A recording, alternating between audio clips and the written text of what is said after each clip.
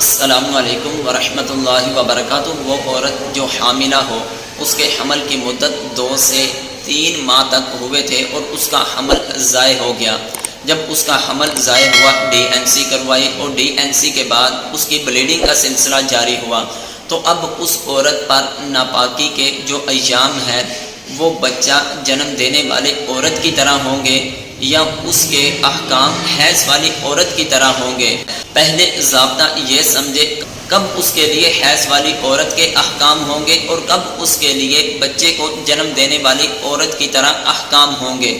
جب اس کا حمل ضائع ہوا تو جب اس کے رحم کی صفائی کی گئی، ڈی این سی کی گئی، اگر اس کے رحم کے اندر سے جو حمل ضائع ہوا، کیا اس کے اندر جسم کے اعضاء میں سے کوئی عضو بچے کا بنا تھا یا نہیں بنا تھا؟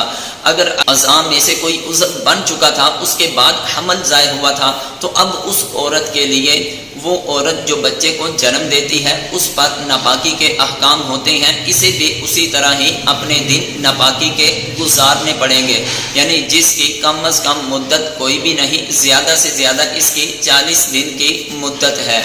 جب اس کی ڈی این سی کی گئی تو خون کے لوتھڑے تھے، جسم کے اعضاء میں سے کچھ بھی نہیں تھا، تو پھر اب اس عورت پر حیض کے احکام جاری ہوں گے، یعنی ڈی این سی کے بعد جو اس کو بلیڈنگ آئے گی تو پھر اگرچہ وہ 5 دن کے لیے ہو، 10 دن کے لیے ہو، 15 دن کے لیے ہو، 20 دن کے لیے ہو، صرف اب اس کے لیے 10 دن زیادہ سے زیادہ ناپاکی کے ہوں گے۔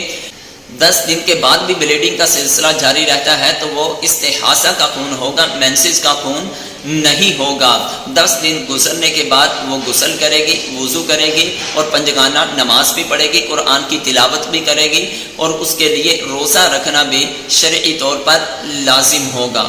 اور فقہ کرام ضابطہ یہ بیان فرماتے ہیں کہ عورت کے رحم کے اندر بچے کے جسم کے اعضاء کب بنتے ہیں، اور قرآن مجید میں اور حدیث پاک کا بھی یہ مفہوم ہے کہ عورت کے بطن کے اندر، اس کے رحم کے اندر پہلے 40 دن وہ ایک پانی کی صورت میں رہتا ہے، پھر مزید 40 دن گزرتے ہیں، پھر وہ ایک خون کا جمع ہوا لوتھڑا بن جاتا ہے، پھر مزید 40 دن گزرتے ہیں، یعنی 120 دن ہو جاتے ہیں،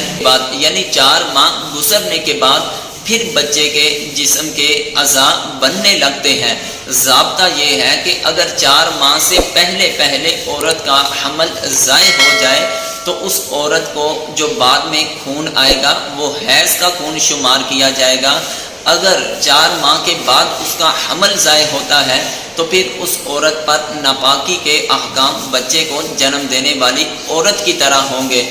اللہ تعالی ہر بے اولاد کو اولاد نورینہ کی نعمت سے مالا مال فرمائے، اور ایسی اذیت اور ایسی تکلیف، ایسے اوقات سے ہم سب کو اللہ کی ذات محفوظ فرمائے۔ السلام علیکم ورحمۃ اللہ وبرکاتہ۔